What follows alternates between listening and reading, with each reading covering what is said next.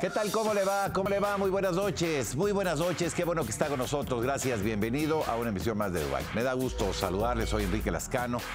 Les saludo como siempre en nombre de todos mis compañeros, de este equipo de trabajo, de todos los que hacen posible este ejercicio de información sobre estos temas que a usted le interesan: la educación, la ciencia, la tecnología, la cultura.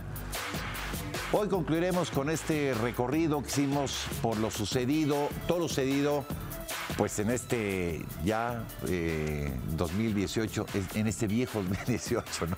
Estamos estrenando este día año. Bueno, le presentamos programas especiales 24-25 de diciembre, el día de ayer por la noche, 31, y hoy día 1. Así es que, pues quédese con nosotros. Como siempre le invito, vamos a tomarle el pulso a México y al mundo en estos temas. Aquí comenzamos.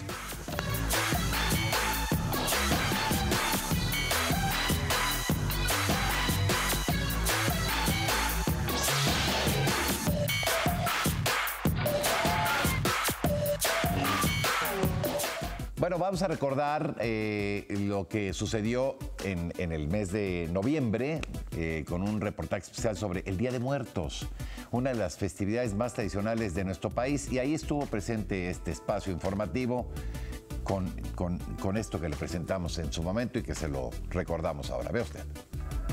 De la muerte nadie se escapa, eso es un hecho.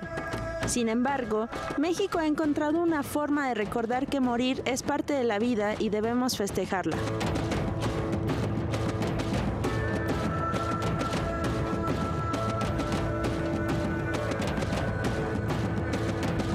Día de Muertos es una celebración tradicional mexicana que busca honrar a los seres queridos fallecidos. Esta conmemoración, de origen prehispánico, rinde culto a la muerte como una etapa de nuestras vidas. Entre las civilizaciones mesoamericanas, los mexicas creían que las ánimas conseguían el descanso eterno a través de los dioses del Mictlán. Pero este trayecto no lo recorrían solos. Los vivos se encargaban de acompañarlos por medio de un complejo ritual que les permitía llegar a su destino y acompañar el proceso de duelo. Sin embargo, con la llegada de los europeos, la tradición prehispánica se fundió en un sincretismo íntimo con la celebración de Todos los Santos el 1 y 2 de noviembre.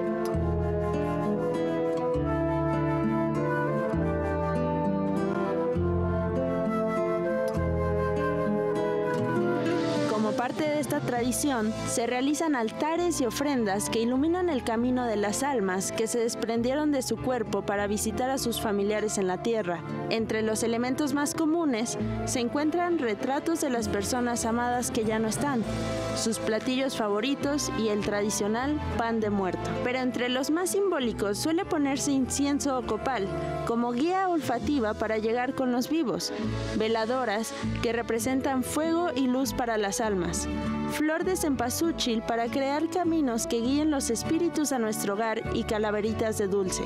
Además, se sirve un vaso de agua para que las ánimas mitiguen su sed después de su largo recorrido, y se coloca un puño de sal para que el cuerpo no se corrompa en su viaje de ida y vuelta.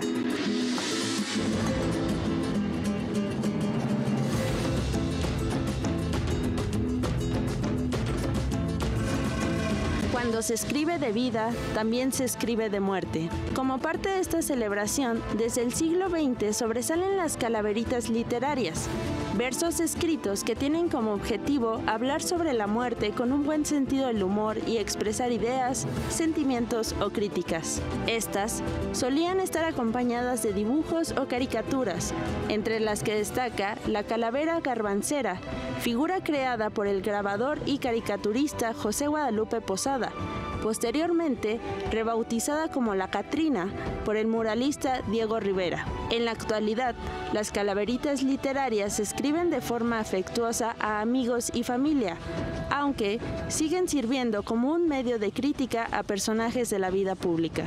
Hoy conmigo te vas, y del panteón no sales más. El marino abnegado de la mano la tomó y tiernamente la besó. Desde 2008, el Día de Muertos es considerado Patrimonio Inmaterial de la Humanidad por la UNESCO. Los 32 estados de la República lo celebran de diversas maneras, aunque con el mismo fin: resaltar la cultura y tradición de la identidad nacional. Entre desfiles, programas culturales y visitas a lugares icónicos del país, se crea un ambiente de fiesta y alegría, un recordatorio más de que México recibe a la Catrina con los brazos abiertos. Lugares como el Estado de México, Zacatecas y Michoacán reciben la ofrenda de los vivos en los camposantos y permite que estos se conviertan en lugares de reunión y festejo. Tlaxcala, por su parte, realiza una serie de festividades del 28 de octubre al 2 de noviembre dedicados a conmemorar a las distintas formas en las que fallecieron sus seres queridos. Y Aguascalientes, durante 10 días celebra, año con año, el Festival de las Calaveras, conmemoración inspirada en José Guadalupe Posada. Entre las 180 actividades de este festival, se realiza una caminata de 5,000 participantes denominada Ilumínale los pies al muerto. A mí lo que me gusta del Día de Muertos es como hacernos reflexionar de la vida. Para que tengamos vida tiene que haber muertes, es como esta dualidad perfecta y necesaria. Pues sí, claro, la muerte es parte de la vida, o sea, a mí en lo personal lo que me deja el Día de Muertos es decir, pues que sí tienes que disfrutar las cosas al máximo, ¿no? Estamos celebrando no solo la muerte, que es nuestra única certeza, sino estamos celebrando en realidad a todos nosotros que seguimos vivos. Celebrar que algún día nos vamos a morir a través de disfrutar la vida que nos queda. El Día de Muertos se celebra cada 1 y 2 de noviembre, y aunque cada lugar lo festeja de diferente manera, su objetivo sigue siendo el mismo: recordar a aquellos seres que se adelantaron en nuestro paso por la vida. Desde Canadá aprendimos una técnica que ayuda a mejorar la concentración de los estudiantes dentro de un salón de clases, dentro del aula. Vea usted. A lo largo de la historia, las personas han llevado a cabo distintos tipos de prácticas meditativas, tanto en un contexto religioso como secular. En países como Canadá, la práctica conocida como mindfulness está comenzando a integrarse en el sistema escolar. Pero, ¿qué es mindfulness? La respuesta no es sencilla y no va en una sola dirección. Para responderla, Ellis Weisbaum, en entrevista exclusiva para la Agencia Informativa de Educación de México, nos compartió su experiencia y conocimiento al respecto. So one definition comes from the Plum Village community, which is founded by Thich Nhat Hanh, who's a Zen master and Nobel Peace Prize nominee and one of my teachers. And they define mindfulness as the awareness of what is happening inside and around us in the present moment. Lo que Ellie describe como una definición sencilla, pero no fácil. Mindfulness, it's about paying attention. And then there's also that term present moment. And so when we talk about mindfulness, what are we paying attention to? And one of the things is we want to pay attention to the present moment. So that means not letting our mind wander to the future or replay the past. And what's interesting from a scientific perspective is our brains are not necessarily built to focus on the present moment. De acuerdo con Ellie, los humanos tenemos algo llamado red neuronal por defecto, que se refiere a las regiones del cerebro que se mantienen activas cuando la mente divaga distraída. And it's what our brain defaults to when it's not doing a specific task, and it's actually the network in charge of mind wandering. So it's more natural that our mind is wandering. Al principio básico de prestar atención al momento presente, propio del mindfulness, se agrega la noción de hacerlo sin juicios. And this is a really important piece to add when we think about what is mindfulness. Judgment is something we do every day. We judge other people by how they look, how they're driving. We judge ourselves. Was I smart enough? Why did I say that like that? And so we do judgments all day. And so in mindfulness, not only are we trying to pay attention to the present moment, but we're doing that with non-judgment. Los alcances de las prácticas meditativas como el mindfulness continúan siendo un campo de investigación emergente que tiene, sin embargo, fundamentos científicos basados en la neurociencia. So one of the areas that we're very interested in with mindfulness is around neuroplasticity.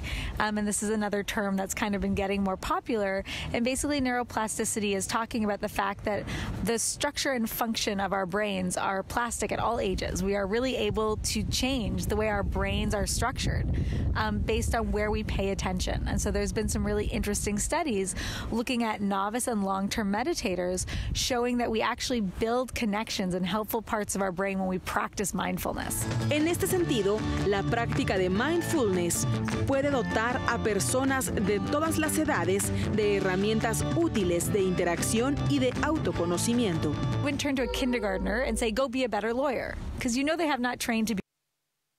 Tell a kindergartner to stop crying. And I would ask you the same thing. If you have not taught that child how to know where their crying is coming from, to know why they're crying, to take care of the sadness in themselves, to communicate maybe with a person they're having difficulty with, why should they be able to stop crying? Las prácticas meditativas como el mindfulness, al no enfocarse en argumentos religiosos, sino científicos y de bienestar personal, permiten ejercerse en contextos como el escolar. And to me, there's something wonderful when I bring mindfulness into classrooms, especially with the little kids. They often can get it right away because we're talking about our own minds, our own emotions. And so at any age, we're really able to think about that. Al momento de plantear ejercicios mindfulness en un salón de clases, tanto para adultos como para niños, Eli prefiere aplicar diferentes metodologías. And so when I go into classrooms with adults or little kids, I like to try out a bunch of different types of mindfulness-based practices so they can see which one is the right one for their mental fitness. You know? En este sentido, si bien a una persona le parece lo más adecuado sentarse en un cojín y realizar ejercicios de respiración y meditar, para otra puede resultar más efectivo hacerlo caminando. Finalmente, de acuerdo con Eli, la esencia del mindfulness radica en adquirir la habilidad de estar al tanto de nuestras mentes, prestar atención al presente y que ello ayude a las personas a comunicarse de mejor manera con los demás. El 5 de noviembre, el Papalote Museo del Niño celebró su 25º aniversario, 25 años. Nosotros estuvimos ahí en este festejo, vea usted. El Papalote Museo del Niño es el primer museo interactivo en México. Su propósito se enfoca a que niñas y niños aprendan mientras juegan. Lo que hemos sembrado lo seguimos cosechando, pero todos los días sembramos, todos los días buscamos cómo hacer que nuestra filosofía, aprender divirtiéndose, aprender a través del juego, llegue a más niños, más familias, más maestros. Y que la idea de que aprender es aburrido y no sirve para nada, se borre por completo y que al revés se entienda que aprender es lo más divertido del mundo y que así uno puede crecer sus horizontes sin ningún tipo de obstáculos.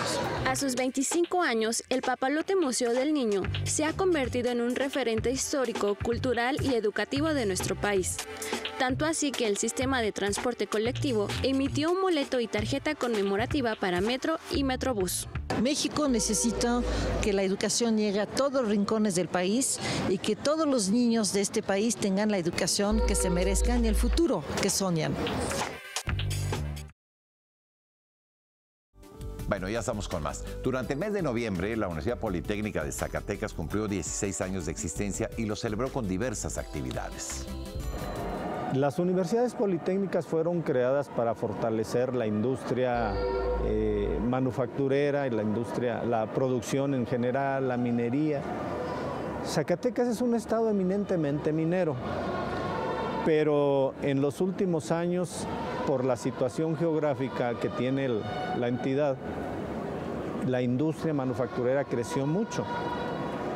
Y los estados vecinos todos tienen fábricas y empresas armadoras de autopartes, de automóviles, de manera que la fabricación de autopartes se hizo una necesidad muy urgente.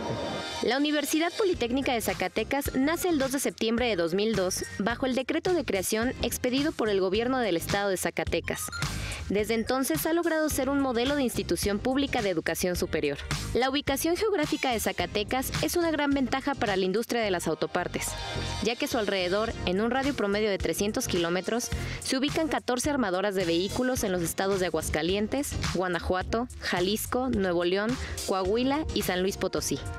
Nosotros teníamos mecatrónica, industrial, energía, biotecnología, sistemas computacionales, licenciatura en negocios internacionales y licenciatura en pequeñas y medianas empresas. Eso propició que modificáramos, dialogáramos los maestros al interior y pues viéramos la posibilidad de ampliar nuestra oferta educativa incluyendo la carrera de Ingeniería de Sistemas Automotrices. La pertinencia académica de este programa académico reside en que se pueden generar los talentos humanos para poder cubrir la planta productiva, fomentando un importante crecimiento en la economía regional. La UPZ cuenta con 2,000 alumnos y 262 docentes y administrativos. La plantilla de nuestros docentes está conformada por un grupo de maestros cuyos perfiles se caracterizan por tener un nivel de maestría y doctorado. Ellos se esfuerzan ahorita, los esfuerzos de la universidad están en enfocar trabajos de investigación y el desarrollo de ellos como docentes investigadores. Actualmente tienen conformado el 100% de su plantilla de maestros y todos ellos participan en programas de acreditación de sus perfiles deseables en programas como el PRODEP. Tenemos alrededor de 49 docentes con este perfil. Tenemos también maestros que pertenecen al Sistema Nacional de Investigadores, que pertenecen al primer nivel de SNI. Y estos maestros, aparte de la docencia, pues se involucran en la investigación con las empresas, en investigación aplicada, en investigación en donde involucran a nuestros alumnos y están fortaleciendo pues a la universidad en la parte de la investigación. El modelo de educación politécnica tiene diferentes beneficios. Uno de ellos es el tiempo, pues las carreras son de 3 años y se cursan en cuatrimestres. Están vinculados con las empresas con el sistema de educación dual, por lo que parte del tiempo están en la escuela y la otra mitad en la fábrica. En el perfil académico elevamos en un año el nivel, somos la universidad con mejor grado académico en el estado y la tercera en el país. Las universidades politécnicas tienen la característica de que su personal debe de ser gente que haya colaborado en el sector productivo, es decir, que ya tengan la experiencia en el sector productivo. Entonces, nuestro proceso de selección es muy cuidadoso de que nuestros docentes, aparte del nivel académico, tengan ya experiencia en el sector productivo. Ese es el primer filtro. Luego pasan a otro segundo filtro, que es una clase muestra, en donde hay docentes de la academia en la que se va a involucrar al nuevo personal y ellos evalúan sus habilidades pedagógicas, de desenvolvimiento en clase, etcétera, etcétera. El maestro Martínez asegura que el aprendizaje de los alumnos de la UPZ se alterna y complementa con la formación teórica en el plantel educativo. Esta opción educativa se ejecuta a partir de un equipo técnico-pedagógico en los planteles educativos, en el que se destaca el gestor de vinculación, así como el docente que da seguimiento del aprendizaje de manera permanente. Durante los últimos meses de este 2018, caravanas de migrantes centroamericanos recorrieron diversas entidades de nuestro territorio con el objetivo de llegar a Estados Unidos. En su paso por la capital recibieron por parte del gobierno de la Ciudad de México, apoyo en diferentes áreas, en distintas áreas, una de ellas en el área de educación. La educación es un derecho universal. Se tiene que garantizar su acceso a ella sin importar la situación en la que se encuentren las personas, en especial a los niños, niñas y adolescentes. Un ejemplo son los migrantes, aquellas personas que abandonaron su país o ciudad para buscar mejores oportunidades laborales y educativas. Actualmente, una serie de caravanas de migrantes centroamericanos recorren México, la mayoría con el objetivo de llegar a Estados Unidos. Cerca del 30% de los migrantes son niños, niñas y adolescentes, quienes abandonaron sus estudios para viajar ya sea con sus padres o incluso solos.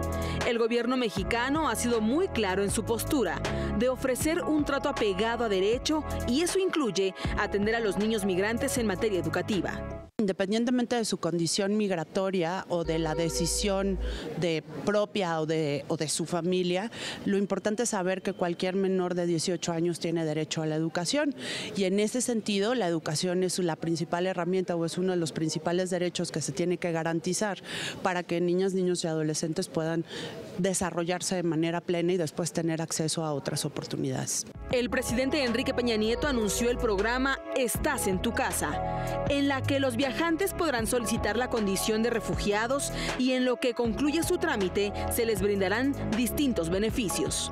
tenemos que diferenciar, digamos, a los niños y familias que están ahorita en un proceso de solicitud de asilo o refugio, que desde, digamos, en su entrada en Tapachula han decidido iniciar ese proceso de solicitud de asilo y de refugio, que bueno, ellos están pasando en este momento por un proceso de registro y posteriormente, esto fue un anuncio que se hizo desde Presidencia de la República, son incorporados a un programa que se llama Esta es tu casa.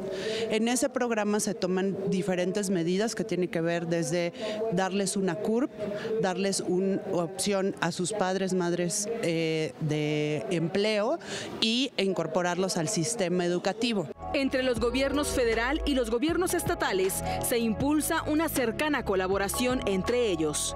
Habrá que dialogarlo con los gobiernos estatales, cómo se da, digamos, el proceso y en qué escuelas. Digamos que a partir del momento que ellos ya tienen este documento y ya están inscritos en el programa, pues tienen libertad de tránsito en algunos estados. Entonces, principalmente ahorita se dijo que es Chiapas y Oaxaca. Yo supongo que allí ya debe haber un diálogo directo con los gobiernos de esos estados para, digamos, atender. Ahora, el número de niñez y adolescencia tampoco es un número que desborde las condiciones del sistema educativo nacional.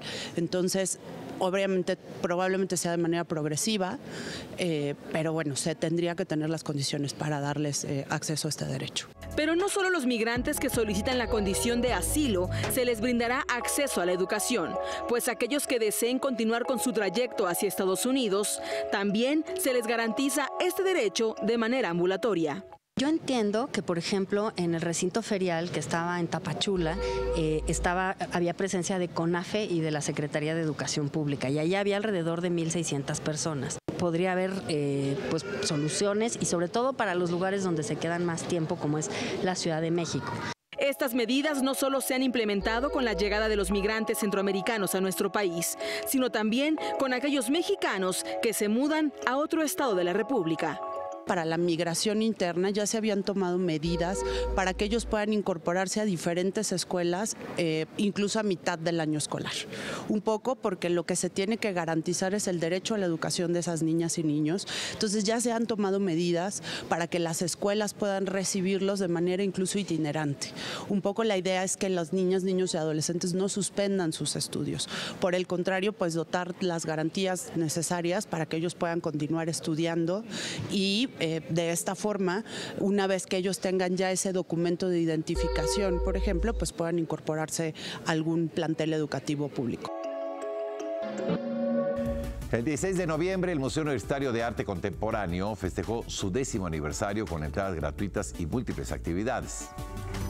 Festejar un museo no es solo festejar un recinto, es celebrar su impacto cultural y artístico en la sociedad a través de sus exposiciones, cursos, talleres y charlas que han hecho de su público una comunidad. Este año, el Museo Universitario Arte Contemporáneo festeja su 10º aniversario, 10 años en los que ha recibido 150 exposiciones retrospectivas, antológicas, colectivas e historiográficas y ha sido visitado por más de 5 millones de amantes del arte contemporáneo.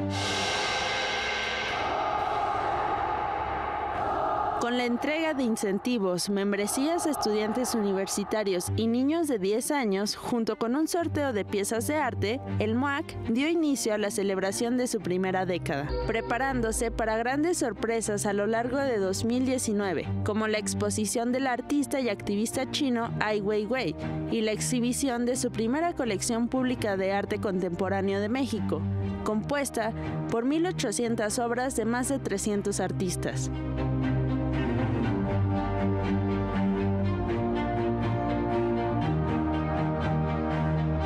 En estos 10 años, el MUAC ha forjado su propio camino y ha contribuido a la formación académica y artística del público, a la generación del conocimiento y la creación de comunidades interesadas en aprender y profundizar en el arte contemporáneo. Entre sus iniciativas destaca el programa MUAC en tu casa, un proyecto que lleva el arte a hogares, especialmente de estudiantes, una experiencia que busca cambiar la vida de los individuos y sus comunidades.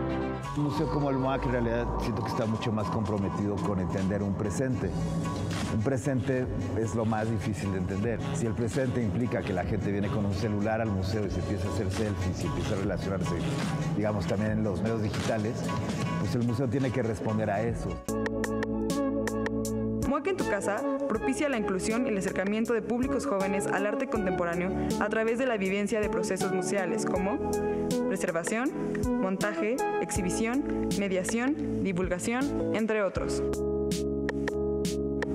A través de sus alianzas académicas fortalece su programa educativo y pedagógico. Hasta ahora se han realizado más de 7,000 talleres, seminarios y cursos, y la presentación de alrededor de 600 coloquios, conferencias, cátedras y congresos. Las salas del MOAC han sido visitadas por las obras de artistas como Sildo Meireles, Carlos Cruz Diez, Vicente Rojo, Anish Kapoor y Carlos A. Morales, entre otros, creando una estrecha relación con museos e instituciones internacionales, forjando un camino en la historia del arte, la sociedad y la cultura. Solicita la beca de prácticas o estadías profesionales 2018. Esta convocatoria es para que los estudiantes realicen prácticas o estadías profesionales dentro de un programa de formación dual, incorporándose a una empresa del ramo laboral de su profesión y área de conocimiento, alternando el aprendizaje en el aula y la empresa con el propósito de aplicar los conocimientos adquiridos y fortalecer con ello su formación profesional. Visita la página www.gov.mx/CEP. Bueno, seguimos con más en este programa especial, el primero de este año. La primera cobertura que realizamos en diciembre fue la toma de protesta del presidente Andrés Manuel López Obrador.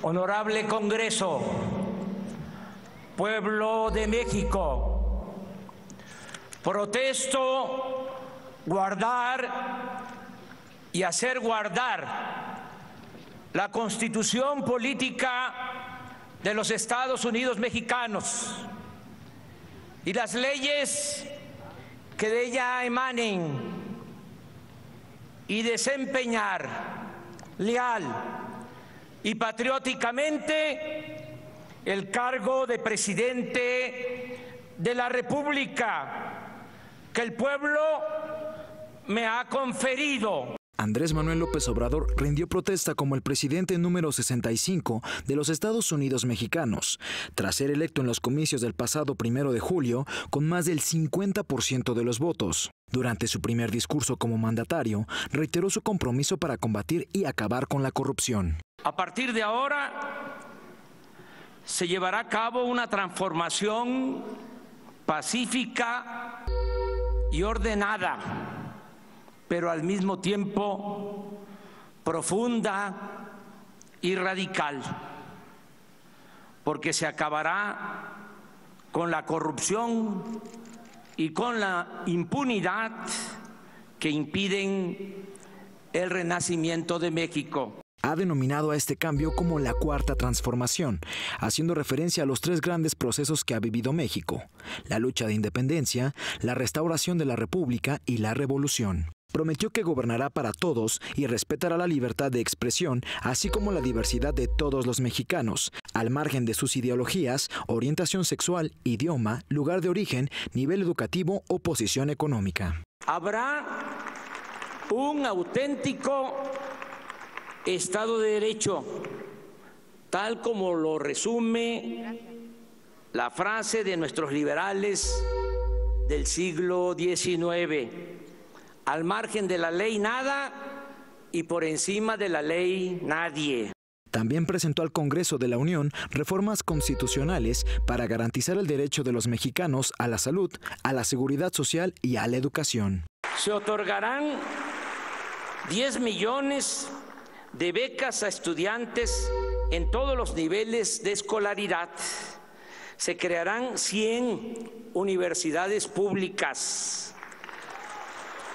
Se fomentará el deporte y las actividades artísticas, la ciencia y la tecnología. Finalmente aseguró que se someterá a la revocación de mandato. En 2 años y medio Habrá una consulta y se les preguntará a los ciudadanos si quieren que el presidente de la República se mantenga en el cargo o que pida licencia. Una vez terminada dicha ceremonia, el presidente Andrés Manuel López Obrador se dirigió al Zócalo de la Ciudad de México, donde recibió el bastón de mando de los pueblos indígenas.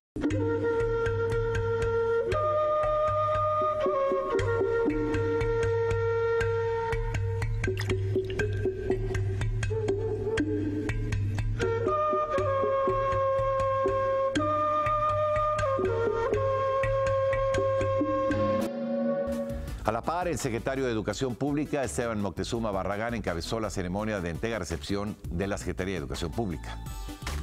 Diciembre inicia con la renovación de la Administración Pública de México. En materia educativa, el secretario Esteban Moctezuma Barragán comienza una labor para cumplir con el compromiso de colaboración con el presidente Andrés Manuel López Obrador para alcanzar la profunda transformación en la que toda la población tenga oportunidades. Así que se realizó la reunión de entrega-recepción entre el secretario entrante y el saliente, en la cual quedó de manifiesto la amplia disposición para compartir información precisa del estado que guarda la Secretaría de Educación Pública. Durante estos meses ha sido muy importante el trabajo que hemos realizado, que en algunos casos incluso no nos conocíamos y hemos desarrollado una relación de trabajo, de respeto, de amistad, que augura un muy buen inicio de trabajo en la Secretaría de Educación Pública. En la reunión celebrada en el Salón Iberoamericano de la SEP, el secretario destacó que el trabajo que realizarán será con apego a la legalidad, manteniendo la colaboración institucional con quienes estuvieron al frente de la dependencia. Sabemos que la ley es el piso, la ley es la base sobre la cual vamos a trabajar, pero que muy por encima de la ley está una actitud colaborativa que ha demostrado el equipo saliente, por lo cual los vamos a seguir molestando, señor secretario. Vamos a seguirles solicitando información, solicitando en muchos casos consejo y saber por qué se tomaron ciertas decisiones. Al respecto, el exsecretario Otto Granados Roldán destacó que durante el proceso de transición se informó sobre el estado que se encuentran las diferentes dependencias. Es seguir algunos principios que establecimos internamente, siguiendo no solo la letra, sino también el espíritu de los acuerdos. Aquí se referencia inicialmente que fuera de máxima transparencia, de información robusta y de compartir lecciones aprendidas. En el inicio de la llamada Cuarta Transformación de México, el secretario Moctezuma Barragán subrayó que uno de los objetivos es alcanzar equidad y calidad en la educación.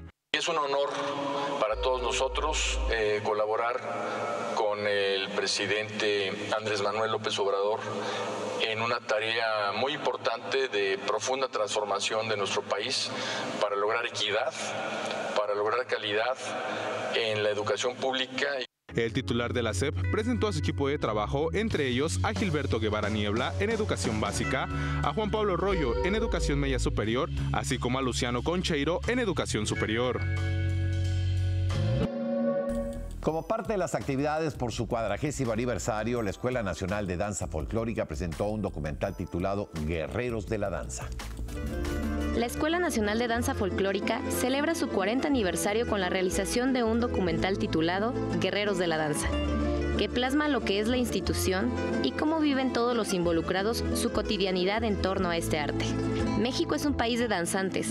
Desde épocas prehispánicas, los pueblos ofrendaban diversas danzas a sus dioses, rituales previos a las batallas o festividades tradicionales que con el tiempo se preservaron y transformaron. Estamos hablando de decenas de danzas folclóricas, de decenas de culturas, de regiones, de todo eso. Entonces no quisimos meternos en algo que nos hubiera tomado no una película de 2 horas, sino de 3 horas o una serie. Entonces en 40, 50 minutos quisimos dar un acercamiento humano a lo que ha sido una labor constante, década por década, semana por semana, año con año, de maestros, de alumnos que se convierten en maestros y que mantienen la danza o el legado intangible de nuestro país vivo a través de sus cuerpos. Gibran Bazán es el director de este entrañable homenaje a la escuela que ha preservado durante 4 décadas las danzas tradicionales. formando profesionales del más alto nivel con un profundo sentido social y humano. Los involucrados exponen desde su trinchera lo que documentan y exploran en el mundo de nuestros ancestros y las cosmogonías de cada región para enseñarlo al público a través de la danza. Afortunadamente entró nuestro productor Irving Rosset, que también apoyó el documental y se pudo realizar pues de forma independiente y también pues con toda la colaboración de la escuela, lo cual fue para nosotros maravilloso porque descubrimos aquí un universo único y puedo decir que no hay una escuela como esta en todo el mundo. Estamos hablando de que esta escuela tendría que ser una joya de nuestra cultura y tener la prioridad de nuestras instituciones culturales en presupuestos y en todo, porque realmente el trabajo que hacen pues es loable. El proyecto cuenta con los testimonios de Julio Quintero, Nazul Valle, Antonio Pérez, Ruth Canseco, Antonio Miranda, Mayra Martínez, Itzel Valle, Lourdes Santiago, Isaías Ángel y Juan Jesús Bustos. Seguramente vamos a estar en festivales, lo vamos a meter así a los que encontremos, sobre todo de corte cultural, pero sobre todo es la difusión a través de YouTube, de Vimeo. Ya está ahorita listo el documental para que lo vean, Guerreros de la Danza. Vamos a tener funciones especiales en Cineteca Nacional y se va a donar a la red de televisoras públicas de Iberoamérica, que son muchísimas televisoras, para que se difunda también. Bazán creó este documental con la finalidad de dar visibilidad al gran trabajo que se ha realizado en estos primeros 40 años de la Escuela Nacional de Danza Folclórica de Limba, pues la conciben como un legado cultural, un patrimonio intangible y vivo que hay que preservar. Con la llegada del licenciado Andrés Manuel López Obrador a la presidencia, la Residencia Oficial de Los Pinos se convirtió en un complejo cultural. Antes de los años 30, la tradición presidencial mandaba que el presidente habitara junto con su familia el castillo de Chapultepec, pero en 1934 esto cambió por órdenes del general Lázaro Cárdenas del Río, ya que consideró que la residencia en la que habitaron el emperador Maximiliano y la emperatriz Carlota era muy grande y ostentosa para él y debía ser conservada como recinto cultural abierto al público mexicano. Entre el castillo de Chapultepec y el Palacio Nacional existía una propiedad del gobierno conocida como el Rancho La Hormiga. Lázaro Cárdenas eligió este lugar y cambió su nombre al de Los Pinos. Es así que durante los últimos 84 años fue la residencia oficial de 13 expresidentes. Y ahora, en un hecho histórico, la Residencia Oficial de Los Pinos abrió sus puertas al público para convertirse en el Complejo Cultural Los Pinos, que quedó a cargo de la Secretaría de Cultura del Gobierno de México a partir del pasado 1 de diciembre. En sus áreas verdes y fuentes se mostraron mensajes elaborados con flores blancas en los que se leían frases como «Bienvenido Pueblo de México a Los Pinos». Los visitantes ingresaron por las puertas 1 y 3 desde el bosque de Chapultepec, siguiendo las instrucciones del personal que les otorgaba un folleto con un mapa de la ubicación para iniciar el recorrido y conocer las casas Miguel de la Madrid, Venustiano Carranza, Miguel Alemán y la casa Lázaro Cárdenas. Otro de los lugares que llamó la atención de los asistentes fue el Museo del Estado Mayor Presidencial y la Calzada de los Presidentes, en la que se encuentran las esculturas de los expresidentes que han gobernado el país.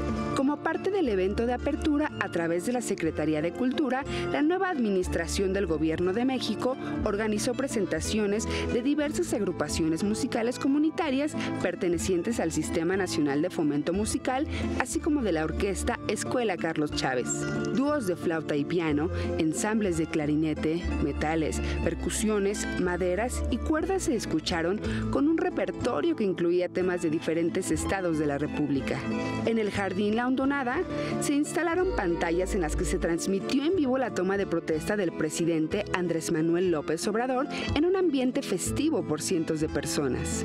El horario de visitas del Complejo Cultural Los Pinos será de martes a domingo de 10 a 17 horas y la entrada es libre.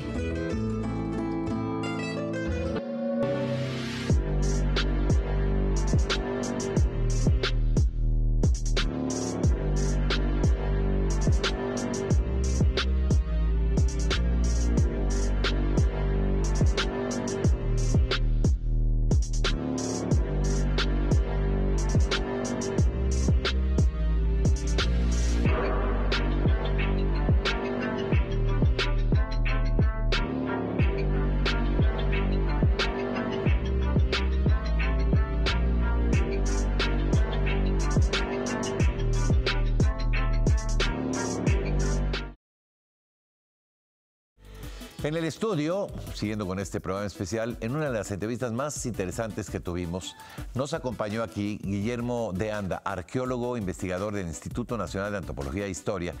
Él es director del proyecto El Gran Acuífero Maya. Una entrevista muy interesante. Aquí la recuerdo junto con usted, la recordamos junto con usted. Nos preguntábamos, después de muchos años de trabajar, yo a veces platicaba, bueno, trabajamos en el acuífero, en el manto freático, en los cenotes, en las cuevas, y aparte son todos conceptos que pueden entenderse bien o no muy claramente. Entonces necesitábamos algo que agrupara todo esto, y gracias a un buen amigo, ya falleció, un gran divulgador de la ciencia, Premio Nacional de Divulgación dos veces, Juan José Morales, me dijo, mira, esto es muy grande, obviamente es uno de los más grandes acuíferos del mundo y está en la zona maya. ¿Qué tal el Gran Acuífero Maya? Y ahora mucha gente entiende el concepto total gracias a esto. Claro, sí. Claro. Esto que estamos viendo son imágenes de ahí. Sí, exactamente. Oye, con una enorme resolución, qué va. Sí, no, ahora la tecnología nos ha ayudado muchísimo y algunas de estas son parte. Es su servidor, sí. A ver, cuéntame cómo es la primera vez que te sumerges ahí. Pero a ver qué dimensiones tiene, cómo es, físicamente cómo es. Pues es fascinante porque cambia muchísimo y tiene, mira, son como 10,000 cenotes, entre 6 y 10,000. No tenemos un censo exacto. 6 y 10,000. 6,000 y 10,000. ¿No? ¿En un área de qué? En un área, bueno, la península de Yucatán. Ok, vamos a todo Yucatán, ok. Entonces, bueno, algunos son pequeñitos, una entrada donde apenas pasamos. Algunos son enormes, abiertos, como el cenote sagrado de Chichén Itzá. Sí. Muchos entras en una cueva, caminas una gran distancia y de pronto te encuentras el cuerpo de agua. Es muy variado y entonces eso también los hace, pues el trabajo se hace muy interesante. ¿Agua dulce? Agua dulce, sí. Hay una mezcla, de hecho, imagínate un enorme volumen de agua dulce flotando en un volumen más grande de agua salada. Pero toda esta, que nunca se llegan tienen distintas densidades. Entonces, es lo que acabas de mencionar, agua dulce, un gran tesoro para la península. Ha sostenido la vida desde hace 20,000 años o más hasta el momento. Todos los que vivimos ahí dependemos de este gran acuífero maya. Bueno, cuéntame la primera vez que te sumerges. La primera vez, mira, yo ya era buceador, había buceado en muchos lugares, había ido ya a algún cenote, pero fui con un buen amigo, Jim Coke, y bueno, eran dos, Jim Coke y Stefan de Carlo. Esa vez tuve la oportunidad de ver un cráneo. Era un cenote muy bello. ¿Qué profundidades tienen? Muy variables. Puede haber cenotes desde 2-3 metros de profundidad o menos, hasta el cenote más profundo en la península, que tiene casi 300 metros de profundidad. De pronto veo un cráneo, es un cenote donde estoy buceando bellísimo, con estalactitas, estalagmitas, con salones muy amplios, y de pronto veo un cráneo y esto es uno de los momentos que transforman mi vida. Y gracias a esto, nuestro proyecto ha podido desarrollar tecnologías de tercera dimensión, levantar imagen, convertirla en modelos de tercera dimensión, y luego en algunas de las imágenes se estaba viendo cráneos ya modelados en tercera dimensión, y luego los podemos reproducir físicamente incluso. ¿Cómo le haces para estudiar un objeto como este? Mira, si no te lo subes. Esta es una gran pregunta también. Hay un punto en que la arqueología tiene que ser inclusiva e incluso desgraciadamente destructiva, es una naturaleza. Y necesitamos un objeto o un material para analizarlo en el laboratorio. El carbono 14. Por supuesto, y ahorita los modelos de tercera dimensión no nos pueden dar todavía dataciones ni cosas de este tipo. Pero nosotros agotamos todas las posibilidades antes de llegar al análisis, porque sabemos que el análisis será destructivo por naturaleza. Entonces tenemos todas estas imágenes, los modelos, etcétera, armamos todo nuestro proyecto, y finalmente cuando hay una necesidad muy específica de tomar una muestra, se toma con mucho cuidado, tratando de ser lo menos intrusivos y lo menos destructivos posible. ¿Qué han encontrado ahí, aparte de esto que encontraste tú? Hay cosas increíbles en estos lugares. Sí. Mira, aparte del tesoro del que ya hablamos, del agua dulce, esta es la última frontera de exploración en el mundo después de los océanos, sin duda. Sí. Y aparte, por si todo esto fuera poco, hemos encontrado materiales muy antiguos de la edad del hielo, 10, 15 mil años. Tuvimos la fortuna en nuestro proyecto de documentar los primeros osos pleistocénicos que se conocían en la península. Esto fue un cambio en la biogeografía antigua de la península, porque no sabíamos que habían habido osos. Sí, dientes de tigres, dientes de sable, gonfoterios, que son parientes de los mamuts, perezosos gigantes, camélidos. Oso. Este es un oso de cara corta, más o menos de la familia de los osos de cara corta. Aún estamos en duda con la determinación de su especie, pero sí... Porque hay osos de todo, ¿no? No eran osos muy, muy grandes, pero sí animales de unos 3 metros de largo y de 1,50 a 1,80 de alto. Claro, un oso parado pues es mucho más alto. No, es que hay unos osos que son un grizzly o... Sí, claro, estos no eran tan grandes hasta el momento. Hay el oso cavernario, el Ursus speleus, que era un monstruo, ¿no? No hemos encontrado de esos en nuestra zona, pero sí, esto, te doy una comparación, hay una pariente de estos animales que todavía vive, afortunadamente, en Sudamérica, el oso de lentes, que es, yo le digo que es el panda americano. Sí. Hay unos animales, y yo no sé si se pueden encontrar incluso fauna que no se conocía. O sí, tal es el caso. Hay nuevas especies que se están documentando. Hay nuevas especies de pues prácticamente todos los animales que ya sabíamos que existían y pensábamos que era una sola especie. Se han encontrado... No, sería ahí un megalodón. Sí, exacto. No, pues sí, megalodón, sí hemos encontrado evidencia de megalodón. Hace muy poquito, 2 semanas, fuimos a explorar un cenote, mejor no digo en qué zona, para evitar la destrucción, donde documentamos un diente de este tamaño. Bueno, a ver, ¿con quién bajas? ¿Es peligroso bajar? Mira, sí, nuestro trabajo implica un riesgo alto, porque lo comentaba... ¿Te puedes perder ahí? Claro que te puedes perder, este es uno de los principales riesgos. Sí, de repente te pones nervioso y empiezas a levantar y ya no sabes ni para dónde andas. Y tu suministro de gas, de vida, es limitado. Es finito. Y pues de pronto estás a 800, a 1000, a 1200, 1500, 2000 metros de la entrada o de la salida más cercana. Y entonces debes tener la certeza de que sabes tu camino de regreso. ¿Cómo se orienta, maestro? Llevamos una línea de vida, por ahí debe verse en alguna de las imágenes. O sea, vas a amarrar. No es que te amarres, sino tú mismo vas poniendo una guía. Entonces vas poniendo tus migas de pan. Yo siempre le pongo a mis alumnos ese ejemplo. Es como Hansel y Gretel. ¿Sí? Vas poniendo tus migajitas y esas las sigues de regreso, pero como esas se las pueden comer alguna de la fauna que está o por se ahí, rompe o alguna claro. cosa, ¿no? Y digo, ha habido buzos profesionales extraordinarios que se han perdido. En cuevas, finalmente ser humano, ¿no? Te pierdes la noción y luego el miedo, ¿no? Te hace... Sí, y hay un cliché que se dice que es como otro mundo. En realidad lo es. Es otro mundo. Estaba yo comentando, doctor, hace un momento que nosotros, nuestro trabajo, todos los días vamos a otro planeta, donde pues sí está en riesgo nuestra vida, pero estamos de regreso. Mira, este es el riel, esta es la línea que llevamos. ¿De qué es? Es de nylon, un hilo de nylon. Bueno. Sí. Qué valiente. Y estamos de regreso después de visitar este planeta para cenar en la noche. Oye, el cráneo que encontraron, ¿han podido identificar si formaba parte de algún ritual? Muchos de ellos, es también una gran riqueza, ¿no? de la interpretación. Por ejemplo, esto es Chichén Itzá, es el cenote Joltún, esto es el oso reproducido.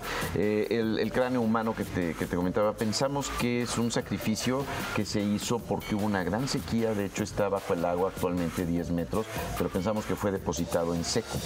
Lo mismo que toda una gran ofrenda. Este es el mismo cráneo ya en un modelo de tercera dimensión. ¿Se sabe incluso cómo murió? ¿El golpe? Tiene un golpe que no sanado, que pensamos que fue la causa de la muerte. Un golpe muy fuerte, muy cerca del occipital. Ahora, esto, en términos científicos, ¿qué nos da algunas respuestas? ¿Nos abre algunas interrogantes? ¿Qué aportaciones científicas tiene?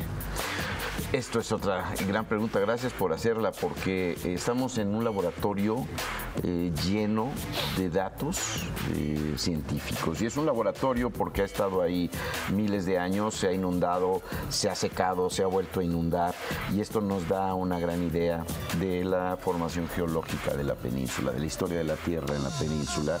Los datos que podemos entender también mucho mejor es cómo interactuaba la fauna con esta zona hace muchos años y cómo interactuaban los primeros humanos, que ahora ya sabemos que sí los hubo y hay bastantes. Es el lugar en América con más individuos precerámicos encontrados y en el mejor estado de preservación, la físico-química del agua, en fin, es un tesoro de información. Pues ya nos vamos, oiga, ya nos vamos. Gracias por habernos acompañado en esta serie de programas especiales que le presentamos lo mejor de Dubái a lo largo del 2018. Que, a ver, a mi compañero productor, Alex, ¿habrá modo de que echemos una toma aquí a todos los que trabajan aquí para que, pues, junto conmigo les demos a ver a mis compañeros, a ver si lo sacan ahí la cámara? A ver, vamos a ver. Porque ¿sabe qué? Pues todos forman parte, ahí está, mire, todos mis compañeros de maquillaje, el Florman ahí, los camarógrafos, por allá, todos los que están del otro lado, pues que están en la parte de ingeniería, nuestros compañeros reporteros, el director de esta agencia, la directora, la subdirectora, todos mis compañeros que hacen factible, pues que uno salga en un espacio como este y que podamos acercarle información importante. Pues mire, en nombre de todos ellos, y no los doy por nombre, no, porque pues somos muchos compañeros, pero créame, de corazón, en nombre de todas y todos ellos, porque todos lo que hacen es formar un equipo que cuando falta alguno de ellos, pues ya no funcionan las cosas. Así es que todos son igual de importantes. En nombre de todas ellas y todos ellos, yo le deseo de todo corazón, con todo afecto, que nos siga permitiendo encontrarnos en este y otros espacios aquí en Dubái todas las noches, que siga confiando en nosotros, en este equipo de trabajo. Y le deseo también de todo corazón que tenga usted un muy venturoso 2019. Gracias, hasta mañana.